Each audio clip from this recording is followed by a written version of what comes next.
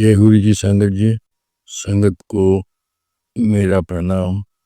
बहुत कम संगत होती थी, जगह जगह कहीं 10 संगत, कहीं 5 संगत, कहीं 20 संगत, कहीं 30 संगत सत्संग गुरु जी के हुआ करते थे।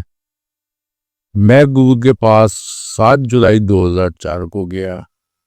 फर्स्ट टाइम गुरु जी का स्वरूप मैंने 2002 या 2003 में देखा।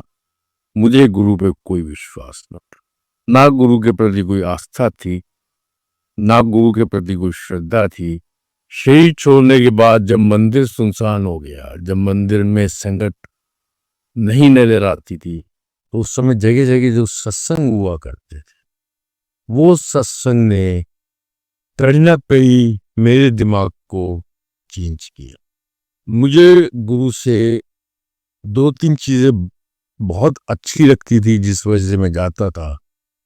सबसे बड़ी चीज ये थी कि वहां कोई ढोंग नहीं था, बहुत सिंपल, बहुत सूदिंग, द ऑरा ऑफ गुरु। गुरु जी मजाक करते सी, हम लोग इजी फील करते थे जब गुरु जी सामने बैठे होते थे। सब कष्ट, सब दुख अपने भूल जाते थे। एक ये रीजन था मुझे गुरु के पास जाना अच्छा लगता था। दूसरा, एक बार गुरु ने दिखा दिया था, मतलब मैंने मन में ठान लिया था कि ये कोई भी सही, या ये ईश्वर है, या ये पंडित हैं, या कोई ढोंगी बाबा है, ये जो भी सही, मुझे इनके पास जरूर आना है। तीसरा, अपनी मजबूरी भी थी कि मुझे जाना है। और चौथा, मुझे गुरु से थोड़ा सा एक लगाव हो गया था। और सबसे मेजर बात यह थी कि मैं गुरु को नहीं मानता था, बट मैं गुरु की मानता था। जो भी गुरु कहते थे वो मैं मान लेता था। ये भी शक्ति गुरु ने मुझे दी, क्योंकि ये आसान नहीं होता। आप किसी को इज्जत नहीं करते हैं, फिर भी आप उसकी बात मानते। 31 मई 2007 को जब गुरु ने शरीर छोड़ा, तो जब भी मंदिर आना होता था, तो जैसे शालिनी खेड़ा आंटी का सत्संग सुना, तो सब चीजें तरह से पिक्चर दोबारा से एक तरह से रिमाइंडर मुझे आ गया। वो सब सत्संग, वो सब माहौल, हम पीछे बैठे हैं, कभी गुरु जी के गेट के पास हैं, कभी सीढ़ी पर बैठ के हम लोग सत्संग का सुन रहे हैं। उस समय ये सब लोग, Shalini aunty, Kochar uncle, Anita aunty, Jitra uncle, कभी कभी जनरल कपूर, बहुत कम, उस समय ये सब लोग एक तरह से गुरु के स्कूल के टीचर थे, और मैं एक स्टूडेंट था। आज की तारीख में मैं गुरु के स्कूल का एक टीचर हूँ। शायद वो गुरु को, बाकी गुरु को पता, उस सत्संग शेयर करता है, वो एक तरह से टीचर है, आप एक तरह से स्टूडेंट। कल को आप टीचर बनेंगे और नए स्टूडेंट्स पैदा, but principal will remain only one, that is our गुरु जी। कोई भी आंटी, कोई भी अंकल अगर सत्संग सुनाते हैं, वो सत्संग उनका नहीं है, वो सत्संग है master of all masters. That is my guru ji. He is father of all fathers, he is mother of all mothers. किसी भी आंटी अंकल का कोई भी सत्संग हो, वो मेरा सत्संग नहीं है, वो आंटी का सत्संग नहीं है, वो किसी अंकल का सत्संग नहीं है, वो सब गुरु जी के सत्संग। आप इन्हीं सत्संग में बातें बहुत छोटी छोटी हैं, जिससे गुरु जी के अंदर से शब्द कीर्तन सुन, कई गल्ला दे जवाब मिल जाएंगे। ऐसी गुरु जी के अंदर से सत्संग सुन, कई गल्ला दे जवाब मिल जाएंगे। ये गुरु जी कहते थे, मैं नहीं कह। आपकी हर चीज का जवाब शब्द कीर्तन में है, आपकी हर चीज का जवाब सत्संग में है। हम लोग जवाब कम ढूंढते हैं, क्योंकि यही समझ गुरु ने दी थी मुझे। जब मेरी बहन को गुरु जी ने ये बोला था 2004 में कि तेरे पार दी पुठिया खबलेस की थी, 5-6 साल लगेंगे गुरु समझ ले गुरु की होता। तो ये भी एक सहज एक ब्लेसिंग्स गुरु ने मुझे दी कि मैं गुरु की बातों को समझूं। जीवन कैसे जिया जाएगा, सबका देना लेना तो है। कई बार आप दिल से किसी के बारे में अच्छा सोचते हैं, आप कई बार बहुत अच्छा सोचते हैं कि इसके संग भी अच्छा हो, लेकिन आपका और उसका मेंटल लेवल नहीं मिल पाता है। ये मेंटल लेवल नहीं मिलना, ये सब कर्मों के खेल हैं। दिल से अच्छा सोचना ये गुरु की शिक्षा है। मेरे संग कोई उठता है, मेरे संग कोई बैठता है, मैं उससे दिल से उसके बारे में अच्छा सोचता हूँ, दिल से मैं उसके बारे में अच्छा करता हूँ, क्योंकि मेरे गुरु ने ये मुझे सिखाया हुआ है, मुझे करना है। अगर मैं कर सकता हूं तो अच्छा करूंगा, लेकिन हो सकता मेरा उसका दिमाग नहीं मिलता। जैसे फॉर एग्जांपल मेरी बहन से 88 में लड़ाई हुई थी, मेरी उसकी जबरदस्त लड़ाई थी। फॉर एग्जांपल मैं अपना ही एग्जांपल आपको दे, 15 साल तक मैंने अपनी 14-15 साल आपकी बहन से राखी नहीं बनवाई थी। समय तक दिल से नफरत करता था और मेरा उससे मेंटल लेवल भी नहीं मिलता था। मैं अपने जीवन का आपको एग्जांपल दे रहा हूं। सन 2006 में गुरु की शिक्षा समझ के नफरत मैंने उठा के बाहर कर दी। दिल से जो मैं उसके प्रति कभी भी अच्छा नहीं सोच पाता था, वो मैंने 100% उसके लिए अच्छा सोचना शुरू कर दिया। लेकिन आज हो सकता है मेरे दिमाग में और उसके दिमाग की कई बातों का वो कुछ सोचती होगी, मैं शायद उसका अपोजिट सोचता हूं, लेकिन हम लोग दिल से दिल जुड़े हुए। वो मेरी अच्छा करती है। जब मुझे इतनी सी भी प्रॉब्लम हो गई, कुछ तो कोई प्रॉब्लम होगी, मैं पीछे खड़ा कोशिश करता हूँ। एक कई बार बातें हम लोगों की नहीं मिल पाती। ये जो दिल से दिल जोड़ने वाली बात है, दिल में सफाई रखने वाली बात है, ये शिक्षा गुरु की। और जो दिमाग से दिमाग नहीं मिलता, ये हमारे पिछले जन्मों के कर्म है जो हमें चाहिए। एक चीज सत्संग में गुरु ने कई चीजें हमें सिखाई है। जैसे नरेंद्र अंकल का सत्संग, एक आपने सब लोगों ने सुना होगा, नहीं सुना तो मैं शॉर्ट में उसको रिपीट कर कि एक बार नरेंद्र अंकल को दिल्ली से भोपाल जाना था। फ्लाइट शायद उनकी 5:30 बजे की थी। तो गुरुजी को सीडी देने आए थे। गुरुजी ने ये कहा था, लुधियाना से वो आए थे दिल्ली फ्लाइट पकड़ने के लिए। गुरुजी को सीढ़ियां देनी थी उस टाइम, और गुरुजी ने कहा था, नरेंद्र तू आ जाए नाल लंगर प्रसादी चख लांगे।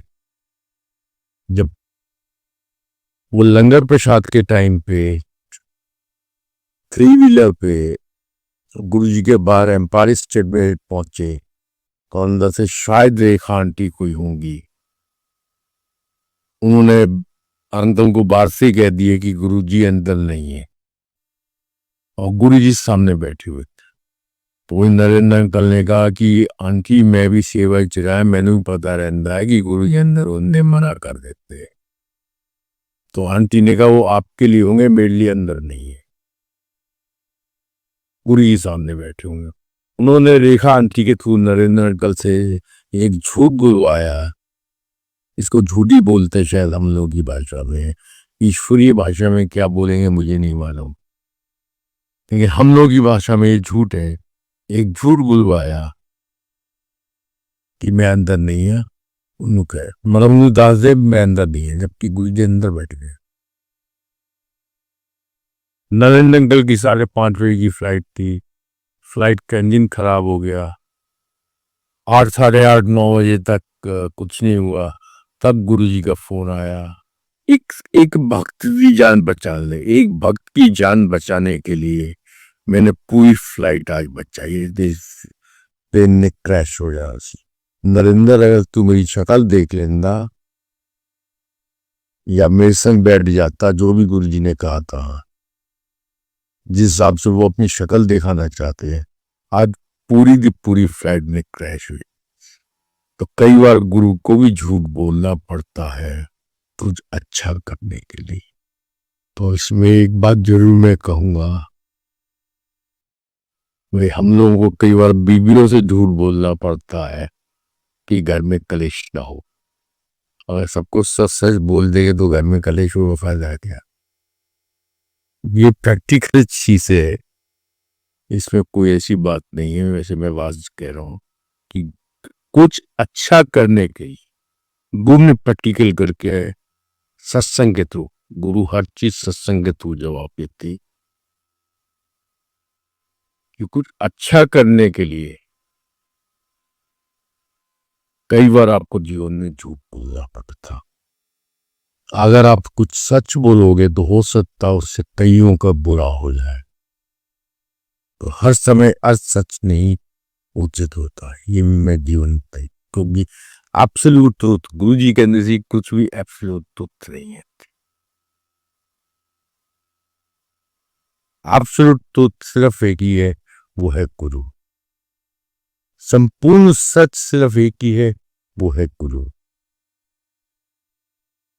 बाद तो हम लोगों का जीवन है जो चलता है। इसी में एक एग्जांपल मैं अपना दे रहा हूं।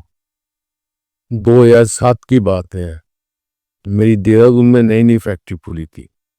पहले मेरी फैक्ट्री आगरा में थी, तो आगरा से अगर मैं दिल्ली आता हूं विल टेक 3 आवर्स। तो शाम को मैं 3-4 बजे चलता था आगरा से, 7 बजे के करीब मैं गुड़गांव पहुंचा, 8-8:30 बजे गुरुजी के दरबार में पहुंचा, रात को 10 बजे गुरुजी के दरबार से चला एम्पायर स्टेट से, 1 बजे आगरा वापस आ गया। तो होल डे आई वर्कड। 4 बजे मैंने जैसा मेरा काम मैंने जल्दी जल्दी निपटा के फ्री किया, गुरु के दर्शन किए, वापस आगरा आ गए। नई नई फैक्ट्री मैंने स्टार्ट की देहरादून में, और अब मैं अगर देहरादून से आऊंगा तो मुझे सुबह 10 बजे देहरादून से चलना पड़ेगा, शाम के 6 बजे करीब 7 बजे करीब मैं दिल्ली पहुंचूंगा। 8 घंटे की उस समय ड्राइव होती थी। 10-11 बजे चलना पड़ता था, 7-8 बजे मैं गुरु के दरबार में पहुंचूंगा, लंगर प्रसाद करूंगा, सब कुछ करूंगा, 11 बज जाएंगे। फिर रात को मैं स्टे करूंगा, फिर नेक्स्ट डे सुबह चलूंगा और शाम तक फिर गए हुए पहुंचूंगा। दैट मीन्स मैं 2 दिन अपने गुरु से मिलने के लिए लगाऊंगा, और उसमें आगरा से दिल्ली जाने में मेरा कोई टाइम वेस्ट नहीं हो। I am working. रात को 1 बजे पहुंचे, सुबह उठे आराम से 9-10 बजे, फिर अपने काम पे लग गए। तो वन फाइन डे गुरुजी कॉल्ड मी, आना मेरे को, गुरुजी आपकी ब्लेसिंग्स देन ले, टाइम नहीं वेस्ट करना, नवी फैक्ट्री खोल ली, जाओ फैक्ट्री बैठो, कोई लोड नहीं आती, ब्लेसिंग्स है अब। This was 2007। ठीक है, अब गुरु का आदेश है। उसके बाद से मैं करीब 1 महीना 1.5 महीना नहीं आया। एक दिन गुरुजी ने मुझे, मेरी सिस्टर को, सारी चीजें मेरी सिस्टर के थ्रू होती थी जिनसे मैं नफरत करता था। 1 महीने के बाद गुरुजी ने मेरी सिस्टर से कहा, और तेरा प्यार कितने है? उसने कहा गुरुजी देहरादून है। लो आ क्यों नहीं रहा मेरे को? उसने गुरुजी आपने मना किया है भाई, झूठा। मैं कहा दोनों मना किया, मैं उन्होंने मना करता भाई। उन्हें कहा मेरे को लाया कर, उन्होंने मेरे को ला। So again same routine started कि 2 दिन 3 दिन हम गुरु के पास 2 दिन रहते थे, बाकी 3-4 दिन फैक्ट्री में काम करते थे। अब मैं जब सिस्टर से कहने आया भी झूठ बोलता, अब झूठ मैं तो नहीं बोल रहा था, मैं तो 100% परफेक्ट था। यूरी ने कहा था भाई की लोड़ है मेरे को लान दी, पहले काम नहीं करना, नवी फैक्ट्री खोली जाए काम करो। क्यों मुझे 1 महीना 1.25 महीना गुरुजी ने देहरादून में रोका, उसका रीजन मुझे नहीं पता, लेकिन कोई ना कोई ब्लेसिंग्स होंगी फॉर श्योर। 100% कहीं ना कहीं कुछ गुरु कर रहा होगा। हो सकता है मेरा आने जाने में उस समय कोई एक्सीडेंट देखा, हो सकता है गुरु ये टेस्ट करना चाहता हो कि अपने काम के प्रति कितना वफादार है, कोई काम भी जीवन में फंसे हुई। इसलिए गुरुजी 7-7:30 बजे के बाद बैठते थे, जब आप लोग अपना काम करके तब गुरु के पास पहुंचो। हर चीज में गुरुजी ने प्रैक्टिकल शिक्षाएं दी हुई हैं, हर चीज में गुरुजी प्रैक्टिकल प्रवचन करते हैं, हर चीज के, हर सत्संग के पीछे। और वो 1 महीना 100 महीना रोका और झूठा मुझे ठहराया कि मैं झूठ बोल रहा हूं। क्यों? उनको पता, नो आइडिया, नो क्यू, बस वो जो गुरु कहे वही भगवान। गुरु ने कहा, मैंने माना। उन्होंने क्या अच्छा की, इसका मतलब बहुत क्लियर है कि कुछ बेसिक्स गुरुजी दिखा के करते हैं, हाँ, बाकी पता नहीं कितनी ब्लेसिंग्स गुरुजी बिना दिखाए करते।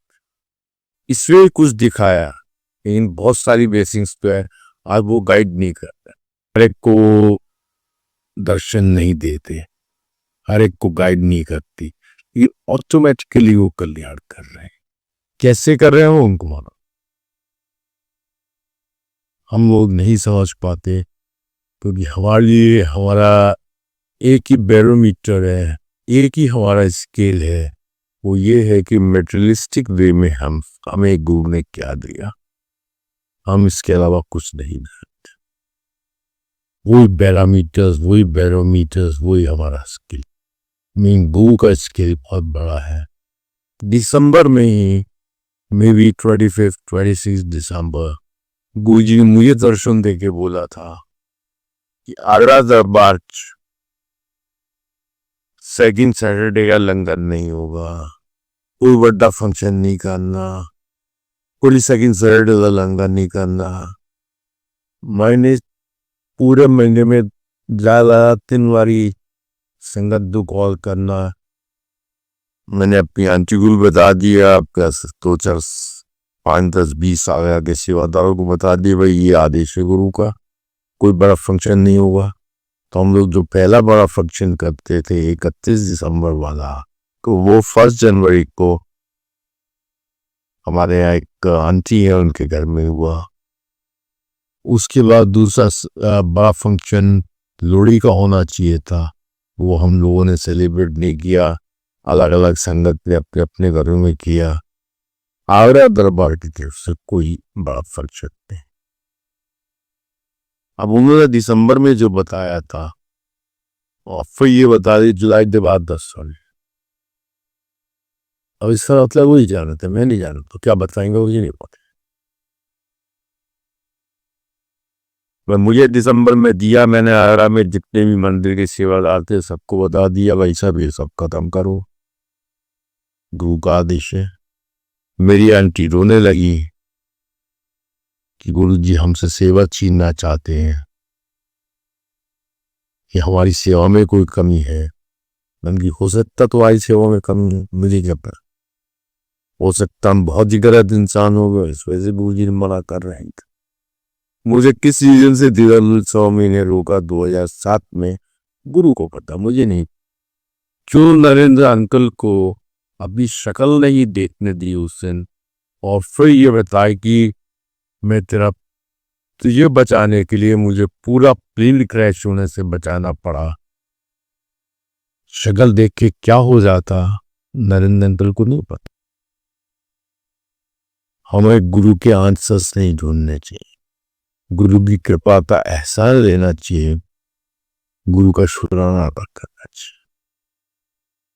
गुरु कैसे क्या करेगा गुरु को, वही मैं आप लोगों के साथ शेयर कर रहा था कि शालिनी आंटी का सत्संग सुना तो वही पुरानी बातें याद आ गई।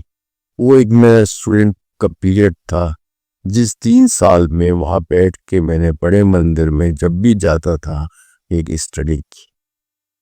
आज ये आप लोगों का एक स्टडी का पीरियड है, गुरु ने दिया हुआ है कि आज आप इस चीज स्टडी करो, पढ़ो एक स्टूडेंट की तरह, गुरु के सत्संग को समझो, गुरु को चमत्कार तक सीमित मत रखो।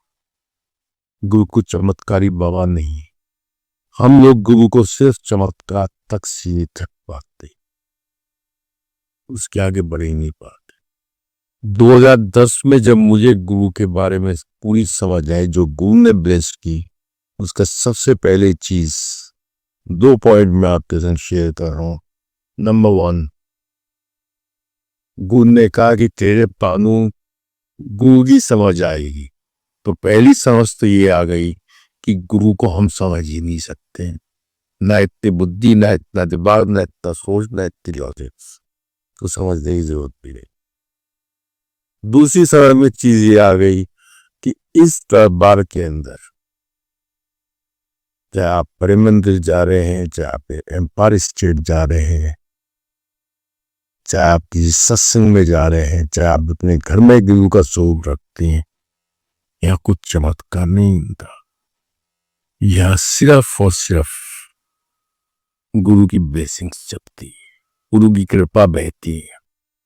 गुरु की फोटो से आप बात करते हो, गुरु आपके दुखों को कम कर रहा होता है।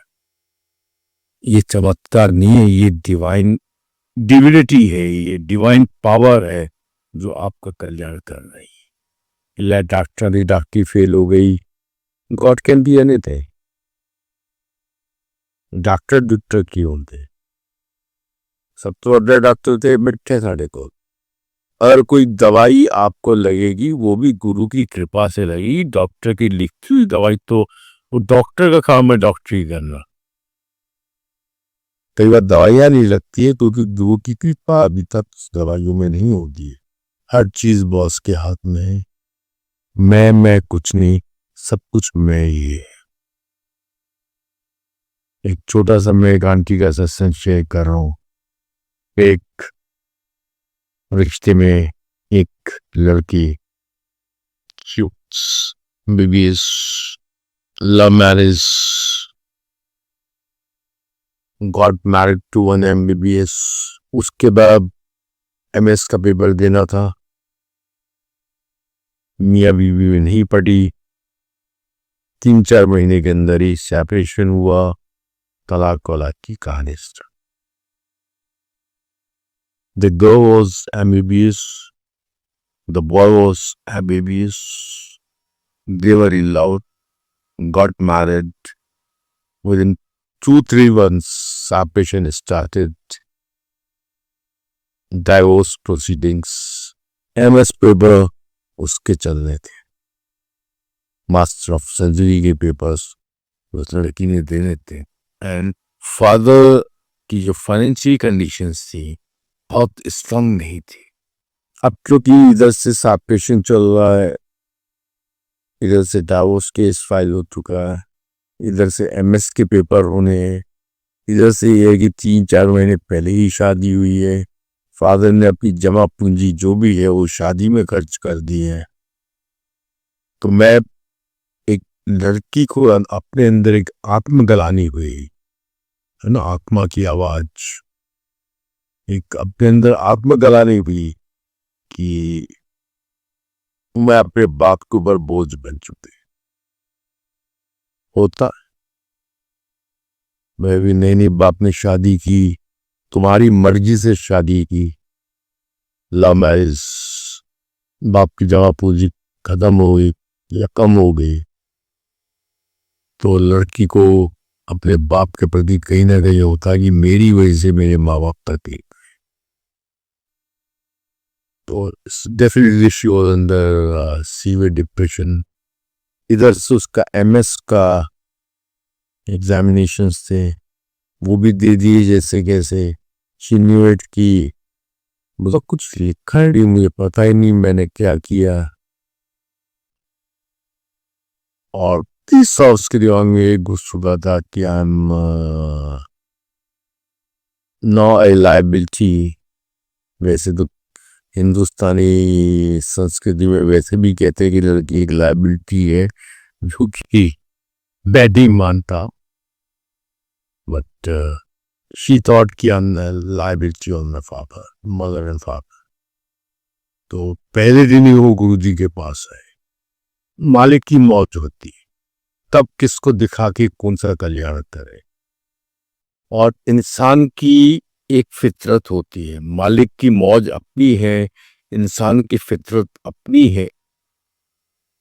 इंसान की फितरत में ये है कि जब वो गुरु के पास आता है, हम आप कोई भी हो, जब वो गुरु के पास आता है तो उसका आने का पर्पज यही होता है कि जिस प्रॉब्लम से वो जूझ रहा है, जो प्रॉब्लम उसके दिमाग को खाई जा रही है, वो ये गुरु से प्रार्थना करता है, महाराज इस प्रॉब्लम से मुझे छुटकारा।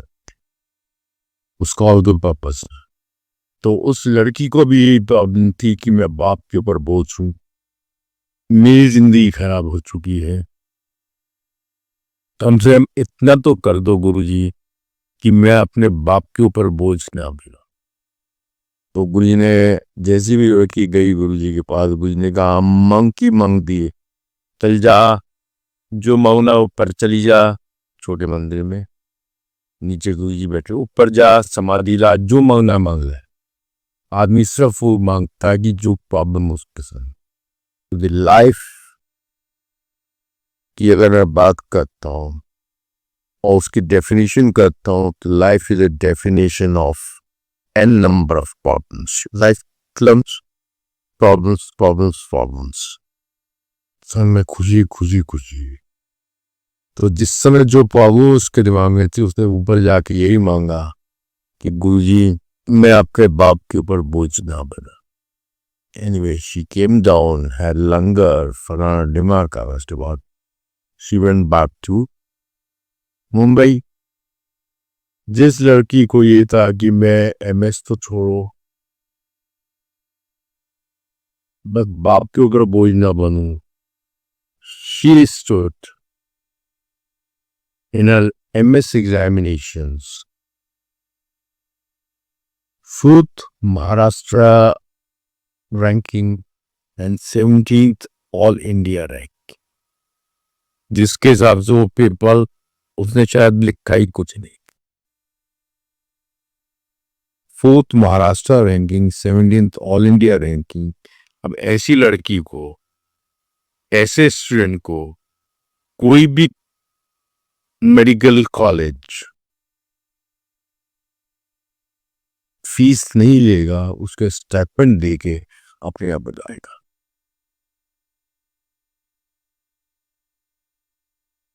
जो उसने मांगा कि गुरुजी मैं अपने बाप के ऊपर बोझ ना बना, मेडिकल कॉलेज ज्वाइन किया फॉर एमएस।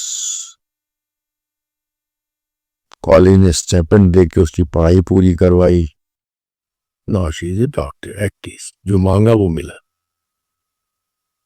जो नीड था वो मिला, जो नीड थी वो मिली। विशेष बहुत होंगी, लेकिन जो नीड थी वो आपकी गुरु पूरी करते था, अगर वो आपके लिए होती है, अगर आपके लिए अच्छी होती। तो ये है गुरु। आपकी कोई भी जरूरत होगी कोई जरूर पूरी करेगा। सत्संग रोज सुनते हैं, रोज देखते हैं, रोज संगत से बात होती है। वो संगत के अपने अपने, हर संगत के अपने एक्सपीरियंसेस हैं। गुरु किस रूप में आके कैसे कैसे कैसे बिना कैसे आप लोगों के ऊपर कृपा करता, हम लोगों को ऊपर कृपा करता है। बस यही गुरु से अरदास है कि गुरु हमेशा कृपा करते रहो। हम कोशिश करें कि हम अपने दिल को साफ रखें। जय गुरु जी। सबक है। नमस्कार। वैसे एक चीज और बता दूं, गुरु जी के टाइम पे हम लोग, इफ आई रिमेम्बर वेल, दो I know my memory is very sharp, we never used to say जय गुरु जी। जनरली तो सोशलाइजिंग नहीं होती थी हम लोगों की, से भी ज्यादा तो गुड इवनिंग या नमस्कार नमस्ते। गुरु जी के शरीर छोड़ने के बाद ये जय गुरु जी हम लोगों ने स्टार्ट किया है और मालिक की इच्छा तो इस वजह से नमस्कार, जय गुरु जी, वाहे गुरु, सब पर कृपा करो।